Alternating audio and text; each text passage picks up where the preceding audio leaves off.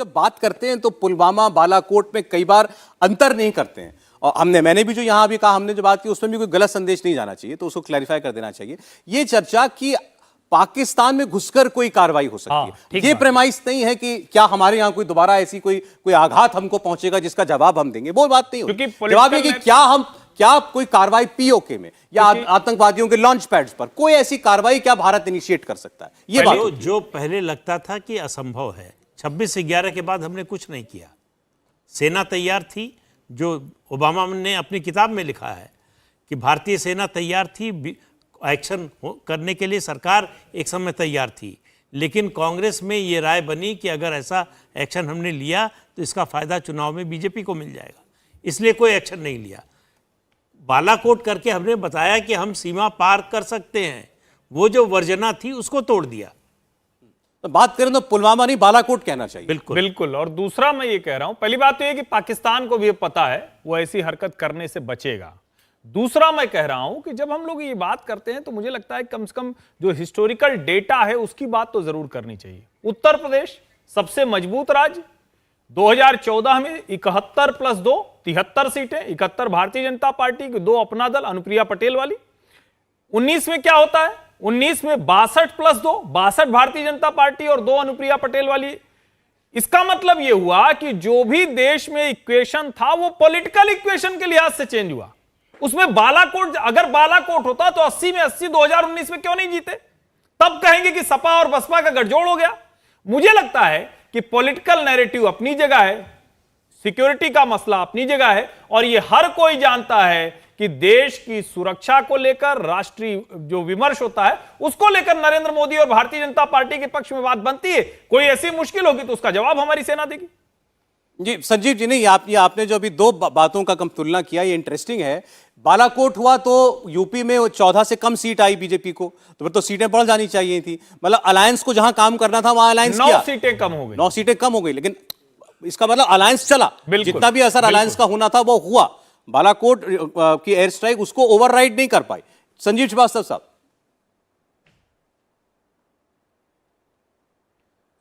देखिए ये सब क्या ना इफ एंड बट की जो पॉलिटिक्स होती है और जो हम एक्स्ट्रापोलेट करते हैं कि ऐसा होता तो वैसा होता, ये सब बातें बड़ी मुश्किल हैं।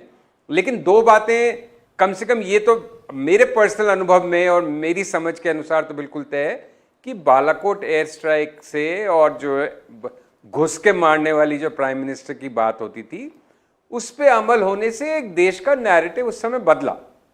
अब वो जैसे प्रदीप जी कह रहे हैं कि जो 3 लाख से जीते वो 50,000 से शायद जीतने वाले तो थे ही, लेकिन मेरा दूसरा तर्क उसमें ये है कि जब कोई चीज़ चढ़ती है तो उसके चढ़ने की कोई सीमा नहीं होती, और जब गिरती है तो गिरने की कोई सीमा नहीं होती बाय एंड लार्ज। तो वो अब वो बालाकोट की वजह से हुआ कि वो वैसे भी जीत रहे थे, ये तो एक एंडलेस बहस है, तो वो तो हो चुका।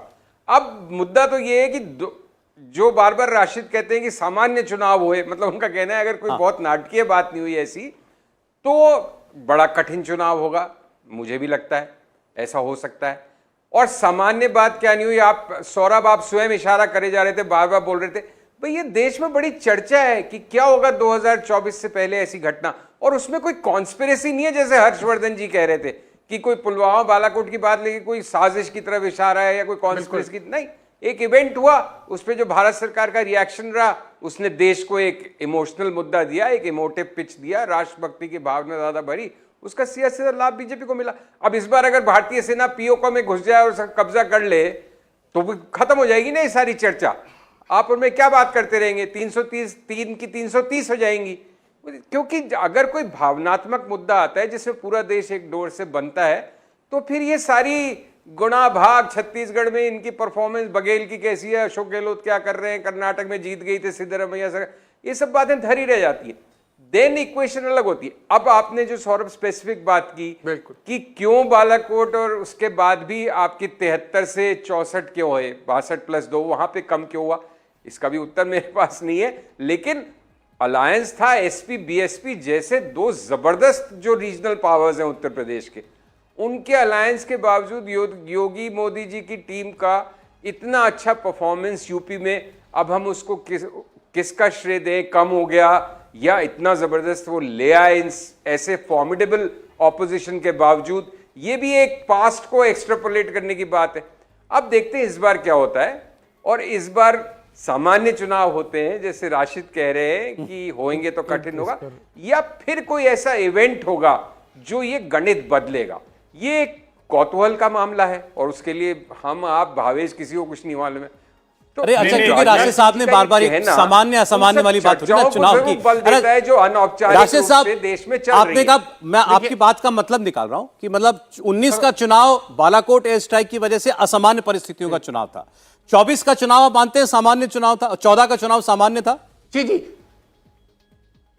जैसे राशिद साहब 14 का चुनाव बिल्कुल सामान्य था और बदलाव का था, जैसे 1977 का चुनाव था। देखिए, जो मेरे मित्र हैं हर्षवर्धन त्रिपाठी, मैं एक स्पष्टीकरण देना चाहूंगा। ये कोई इसमें कोई आदमी कोई और बाल की खाल नहीं निकाल रहा है या कोई कॉन्स्पिरेसी देख रहा है। देखिए, कारगिल का हुआ, घुसपैठिए आ गए थे पाकिस्तानी, हमने उनको एक युद्ध जीता, उसको अटल बिहारी वाजपेयी जी को राजनीतिक रूप से लाभ हुआ। इंदिरा जी की हत्या हो गई, इंदिरा जी की हत्या हुई, उसका राजनीतिक लाभ उस समय कांग्रेस पार्टी के हुआ। ये तो कोई सिरफुरा ही कहेगा कि कोई इंदिरा जी की हत्या के पीछे भी कोई 71 में बांग्लादेश बना तो लैंडस्लाइड हो गया। इतना बड़ा देश है, इतनी सारी घटनाक्रम होता है।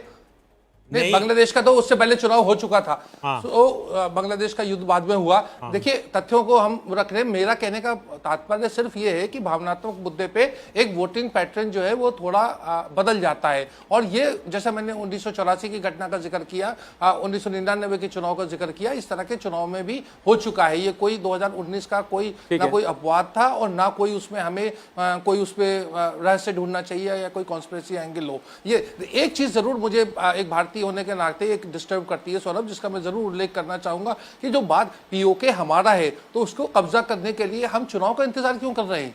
ये राजनीति से प्रेरित बयान क्यों दिए जाते हैं? अगर पीओके को हम ले सकते हैं अपनी तरफ मिला, वो हमारे देश का हिस्सा है, तो आज और अभी क्यों नहीं? क्यों हम 24 की बात कर रहे हैं? तो ये सारी की सारी चीजें इसको राजनीतिक चश्मे से नहीं देखनी चाहिए। ये तो एक हमारा हक है, वो हमें मिलना चाहिए। ये कहना कि इसका इमोशनल असर होता है, उससे डायनेमिक्स बदल जाती है चुनाव की। हम कारगिल जीते, उसके बाद चुनाव हुआ, तुरंत चुनाव हुआ और उसका नतीजा क्या हुआ? बीजेपी की सिर्फ एक सीट बढ़ी थी, 181 से 182 हुई, उससे ज़्यादा कोई फायदा नहीं हुआ। अगर उस कारगिल युद्ध के कारण एक सीट मिली तो आप अंदाज़ा लगा लीजिए कितना इम्पैक्ट था। और कारगिल युद्ध के बाद उत्तर प्रदेश विधानसभा का चुनाव हुआ, बीजेपी नंबर 1 से नंबर 3 हो गई।